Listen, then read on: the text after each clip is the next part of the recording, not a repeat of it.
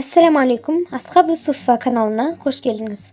Наурыз келген сайын қоғамда әйелдердің, еркектердің ықыласы мен қошеметіне мұқтаж екенін, оларға әрдайым еркектерден жылулық жетіспей жүргенін түсінемін.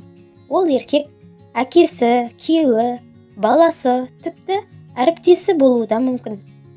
Өміршең ислам діні әйелдің қоғамдағы құқығы мен мән-маңызын 14 ғасыр бұрын бекітіп, жерге құлаған әйел статусын тіктеп берген дін.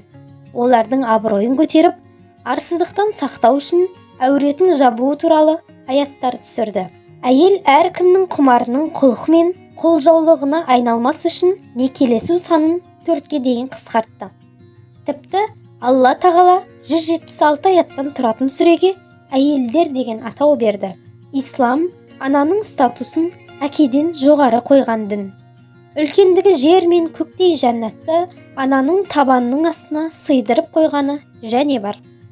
Ислам қарындасына, туған қыздарына көркем мәмілесі мен тәрбиесі үшін астарынан өзен аққан жәннатты уәде еткен дін. Мүбәрак пайғамбарымыз, Алланың игілігімен сәлем болсын, бір хадисінде сендердің ең жақсыларың әйелдеріңе жақсы қарағандарың десе, сахабаларының адамдардың ішінде кімді ең қатты жақсы көресіз деген сұрағына Айша деп жауап беріп, некелі жарына деген құрметі мен қадір қасиетін сездірген. Алла тағала адам атаға серік болсын деп Хауа анамызды жаратса, сәби Мұсаны Әсия анамыз арқылы перғауыннан құтқарды. Исаны Мәриям анамыз арқылы ерекшеледі. Қасиеті жоғары Зәмзәм бұлағына Ажар анамызды себепкер етті. Алла тағала ақырғы пайғамбары Мұхаммедке арқа сүйер етіп Хадиша анамызды берді, әрі ол ең алғашқы мұсылман болды. Әрине, мұндай мысалдар өте көп. Бұл бізге исламның әйел затын қаншалықты құрметтегенін ұқтырады.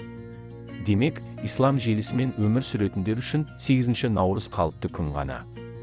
Мұсылман түсінігі мұндай бір күндік мерекелерге мұқтаж емес. Әйелдер де бір күн сыйлық алып, қошемет көргеніне мәз болмай, қоғамдағы құндылығын сақтап қалуға тырысса екен деймін.